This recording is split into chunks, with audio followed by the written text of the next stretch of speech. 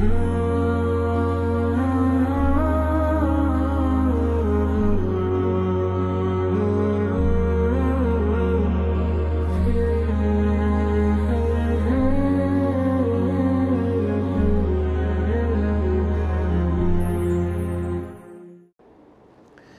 خودایی بەخشندەی میهرەبان. هەزارەها هەزار حەمد و شکر و سوپاس بۆ خوای گەورەی میهرەبان. درود و ڕەحمەت و بەرەکەتی خوای گەورە بڕژێتە سەر گیانی پاچی پێغەمبەری پێشەوا و لەسەر ئال و ئەسحاب و یار و یاوەرانی تا ڕۆژی دوایی. بەڕێزان خۆشەویستان، سەلام و ڕەحمەتی خوای گەورەتان لەسەر بێ. هاوسەرانی بەڕێز، لە زنجیرەی نوێم بە خزمەت ئێوەی بەڕێز دەگەینەوە. لە زنجیرەی ڕابردوو باسی سەرەتاوەکانی خۆشبەختی و بەختەوەریمان کرد.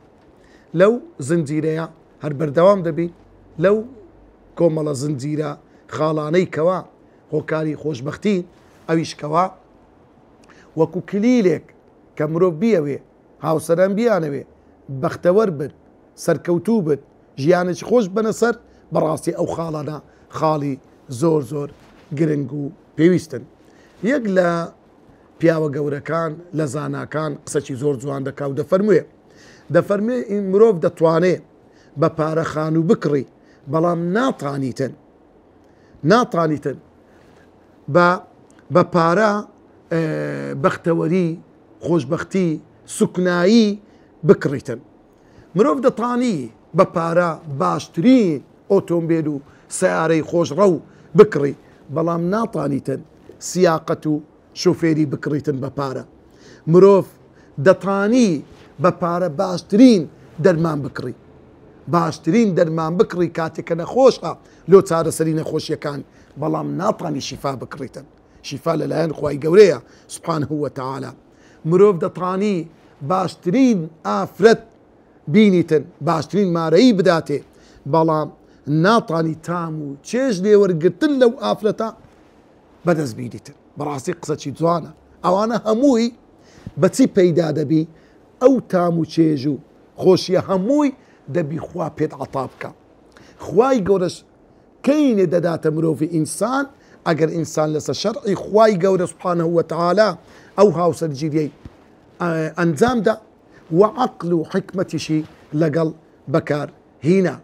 لۆیە پێغەمبەری خۆشەویستمان صلى الله عليه وسلم دەفەرموێ الدنيا متاع، دنیا پڕیەتی لە خۆشی، دنیا هەمووی خۆشیە، تام و لەزەت و چێژە، وخير متاعها المرأة الصالحة.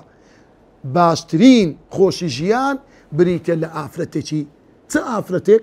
ئافرەتێکی صالحە. کەواتە هەموو ئافرەتێک مای خۆشی نییە، نەخێر، بەڵکو ئەوەی کە بەڕاستی تام و چێژ و خۆشی و بەختەوەری بە مرۆڤ دەبەخشی المرأة الصالحة، ئافرەتی صالحەیە. ئەو ئافرەتەی کەوا پێغەمبەری خوا دەفەرمێ وەصفی دەکا مەرئی صالحە چێیە؟ ئیذا ئەمەرتەها ئەطاعەتکە. کاتێ فەرمانی پێ دەکەی، داوایەکی لێ دەکەی، ڕاستەوخۆ بەبێ دواخستن، ئەطاعەتکە بەجێت دەکا. وئیذا نەظەرتە ئیلەیها، کاتێک سەیری دەکەی، سەڕەتکە دڵت خۆش دەکا، ببینینی بە سەیرکردنی دڵت خۆش دەکاتن، یعنی بە خەندە بەڕوە خۆشەکەی وەڵامت دەداتەوە. بزانە و ئەو ئافرەتەیەکەوە ڕێگا نادا هیچ کەسێکی بیانی بێتە ماڵەکەی و بەبێ ئیزنی پیاوەکەی. کەواتە لێرەدا بەڕێزان و خۆشەویستان، هاوسەرگیرانی ڕێزدار، خاڵێک لەو خاڵانەی کەوا تەوانەمە لە زنجیرەی ڕابردوو سێ خاڵمان باس کرد. لە خاڵی چوارەم لە کلیلەکانی بەختەوەری، لە سەرەداوەکانی بەختەوەری و خۆش گوزەرانی و ژیانی پڕ لە بەختەوەری دنیا و قیامەت، ئەو خاڵە بریتە لەوەی کەوا ئەو بابەتانە مەوروژێدن کە بەرامبەرەکەت پێی هەستیارە، پێی ناڕەحەت دەبی. زۆر ئەو خاڵە بڕاستی خاڵێکی جوانە. ژن و پیا و لەگە یەکتر، هاوسەر لەگەڵ یەکتر زۆر بەداخەوە. زۆر جاریوەیە تەماشا دەکەی هەندێک شت دەوروژێنی پیاوەکە لەگەن خێزانەکەی یان ئافرەتەکە لەگەن پیاوەکەی، سەر و دری پێتێک دەچی، طەبیعەتی پێتێک دەچی. بەڕاستی زۆر بەداخەوە. یعنی ئەو خاڵێکی زۆر سەلبیە، خاڵێکی زۆر خراپە. ئینسانی عاقڵ ئەو کەسەیە کاتێکەوە خێزانەکەی دەبینی قسەی لەگە دەکا پڕ بەدڵی خێزانەکەی قسەی بکە. ئافرەت طەبیعەتی وایە، وەکو علم النەفس دەڵێ، زۆر عەزی لە بیستنە، زۆر عەزی لە قسەکردنە، زۆر یعنی لۆیە پیاوی عاقڵ دەبی هەوڵ بدا شتی خۆش بە بەرجی خێزانەکەی دابنی. مەسەڵەن زۆر جاری وایە تەمەشا دەکەی هەندێک پیاو هەیە لەو گوڕ ڕقابەری خەزووری دەکا، خەسووی دەکا، لەگەر برای خێزانەکانی دەکا، کاکە تو لۆ چ خزمەتی پێکەی نایە، نابی فران کەس بێتە ماڵێ، خوشکت ئەو هایە، برات ئەو هایە. طبعا دائما قاعدەکەیە، بنەمایەکەیە کە بنەمایەکی فیزیاییە، چ دەڵێ هاوچێشەیە، لكل فعل رد فعل، هەموو کارێک کاردانەوەی هەیە. ڕۆژێک دوو سێ ئەتو باسی ماڵە بابی وی دەکەی، باسی عیب و عاری وی دەکەی، ئەویش باسی ماڵە بابی تو دەکاتەوە. ئەوە دەبێتە مای ساردایی لە نێوان خێزانەکان. لێ ئینسانی عاقڵ ئەوەیە خاڵە جوانەکان ببینەوە. بەڕاستی بابەت پیاوێکی عاقڵە، بەڕاستی بابەت پیاوە کەسایە خاوەن کەسایەتێکی گەورەیە، بەڕاستی بابەت پیاوێکی سەخیە، برایەکەت ئاوایە، خوشکەکەت بەڕاستی ئەوایە، خەسووم داکت ئەی ئافرەت وایە.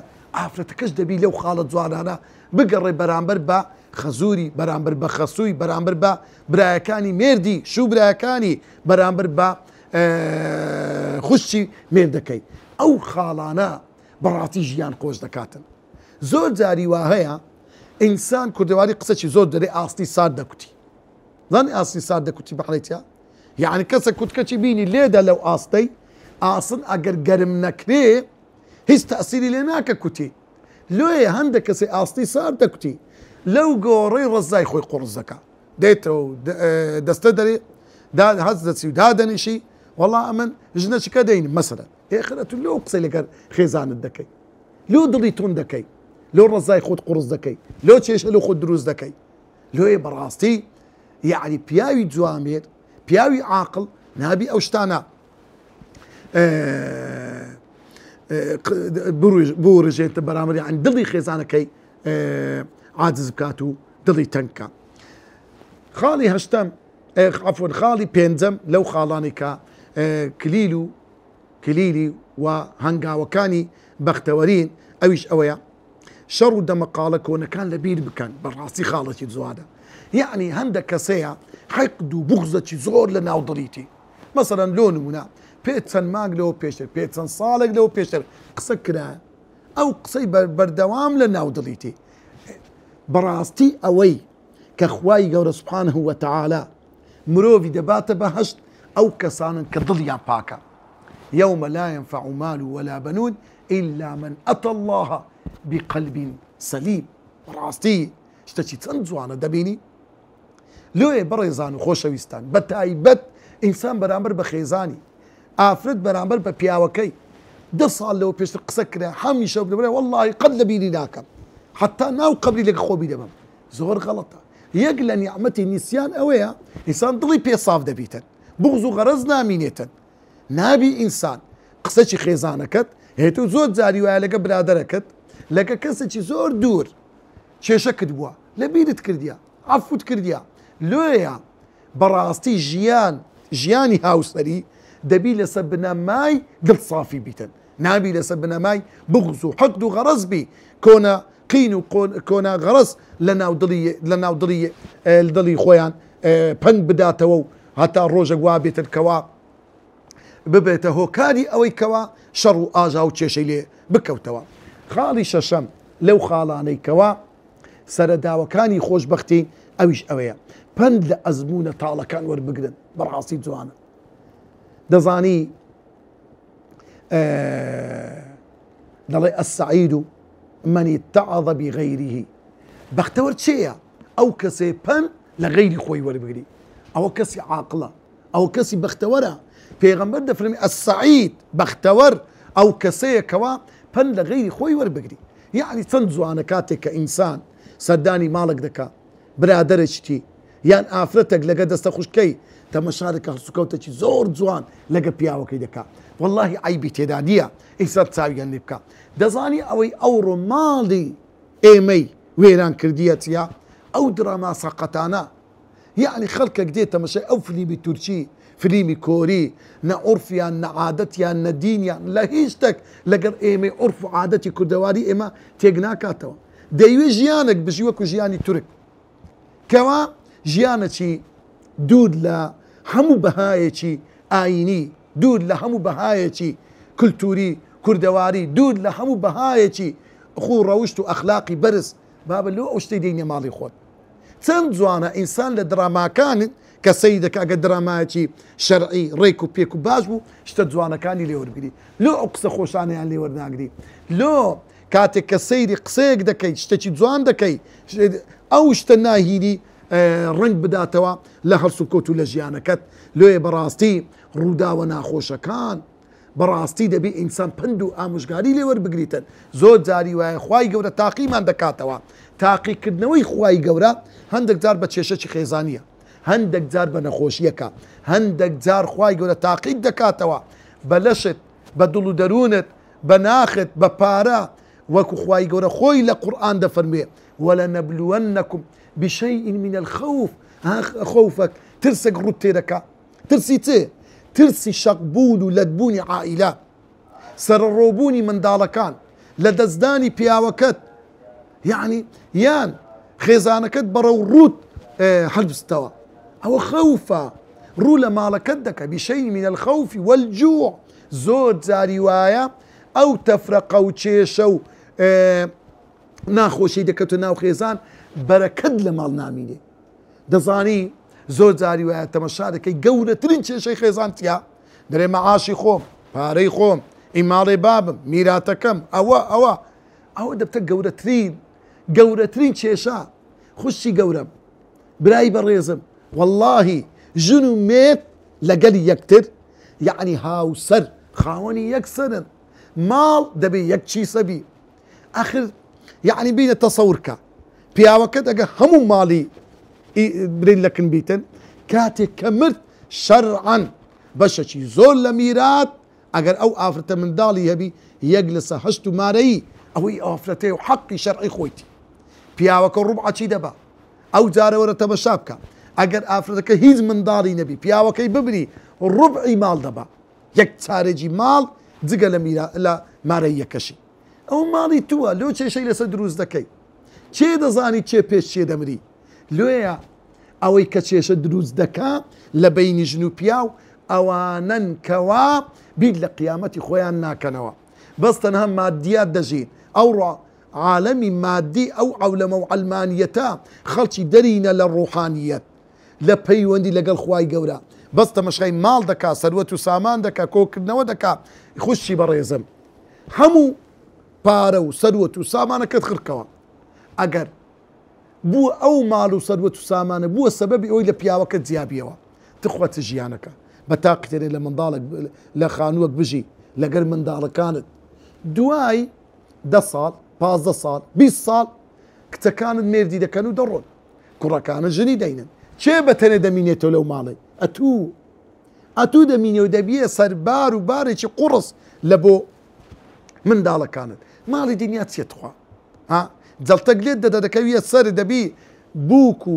کچ و کوڕ بە منەتەوە بێن خزمەت کرد بەڵام ماڵی مێرد بێ منەتە عەتف و حەنانی مێرد قەت بەڕاستی منەتی تێدا نییە پیاویش بە هەمان شێوە هەندێک پیاو هەیە ڕەزیلی دەکا ئەلا ئەسەل ماڵداری دەکە بە عەقل و حسابی خۆی کۆ دەکاتەوە لۆ چی کۆ دەکەیەوە کاکە لۆ چی دەبەی تازە ئەتوو لە ماڵی بابل لە ماڵی داکن لە ماڵی براد لە ماڵی خوشکت میوانی ئافرەتەکەش بە هەمان شێوە لۆیە ماڵەکەت با لە خزمەتی خێزانت بی با لە خزمەتی ماڵ و منداڵەکەت بی بەختەوەریان لۆ پێ پەیدا بکە ماڵ دەبی هۆکارێک بی بەڕاستی لۆ بەختەوەری و خۆشگوزەرانی ژیانی ئینسان خاڵی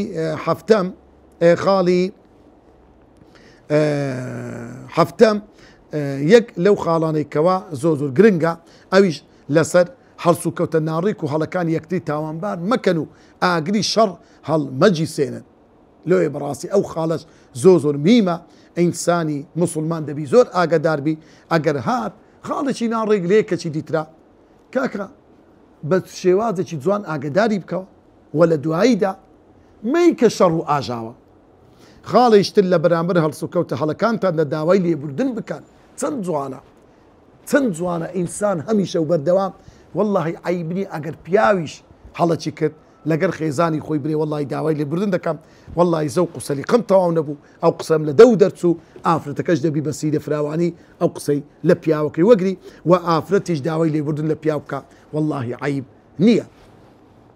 خاڵی نوێیەم ژیانتان بە ژوێرەی تواناکانی خۆتان ئاڕاستە بکەن واتە بە ژێرەی تواناکانی خەڵک ژیان بەسەر مەبەن. هەندێک کەسەیە تەمەشا دەکە تەمەشای جیرانی دەکا تەمەشای ماڵی برای دەکا تەمەشای ماڵی خوشی دەکا چژن پیاو لۆیە لە قەدەر توانە و تااقەتی خۆی مەسرف ناکە خەرجی ناکە ئیش و کارەکانی ناکە زەخل لە خۆی دەکا لۆیە یعنی دەیوێ هەندێک کەسەیە یعنی سبحان الله چونکە قەناعەتی نییە بە شەو بە ڕۆژ ئیش دەکا بەڵام ئاگەی لەوەی نیە ماڵ و منداڵەکەی فەران پشت کردیان ئاگەی لەوەی نییە واللهی خێزانە یعنی سبحان الله يعني جاری وایە کاکە ئەتوو بەختەوەری خۆ بە ماڵی زۆر نییە واللهی لەناو ماڵ و منداڵەکەت دامنیشی دوو قسەی خۆش ئەو پەڕی ماڵ ئەو پەڕی ژیانی خۆشی و بەختەوەریە. خاڵیشتر لەو خاڵانەی کە باسی بکەین خاڵی دەیەم مەبە هۆی دڵتەنگبوونی هاوسەرەکەت بە هەڵسوکەوتێکی خراپی لە بەرامبەر نواندیت یعنی ئەگەر کەسێک خێزانەکەت شتێکی کرد تۆ لەوی گەورەتر بە و ئافرەتیش ئەکە پیاوەکەت هەڵی کرد پێغەمبەری خوا صلی الله علیه وسلم دەفەرمێ لا تعینوا على أخيكم الشيطان سەحابەیەک ئارەقی خوارد بۆ ئارەق ئەخر ئارەق یەکە لە حەرامەکان جەلدیان لێدا یەک لە سەحابەکان فەرمووی لعنه الله یان فەرمووی ئەخزاه الله ئەی ڕسوابی نەفرەتی خوای لێبدا چەندین جار بوو حەدی لێ دەردەکرا دەزانی پێغەمبەری خوا چی فەرموو فەرمی لا تقل هذا وا مەڵێ لا تعين على أخيك الشيطان ومەکە ئەو کابرایە دەرگای تۆ بە لەسەردا بخاو شەیطان هانی بدە کردەوەی خراپتر بکە لۆیە ئینسانی ئیماندار مسلمان دەبێ ئاوابی لەگەر خوشک و لەگەر هاوسەرەکەی خۆیدا بەختەوەری منداڵەکان لە بەرخاتری کوڕەکەت کچەکەت ژیانێکی کامەرانانە خۆشبەختانە بژی خوای گەورە بەختەوەری دنیا و قیامەتمان بە قسمت بکە خوای گەورە عاقبەی الخێرمان بکە وصلى الله وسلم على سيدنا محمد وعلى آله وصحبه أجمعين.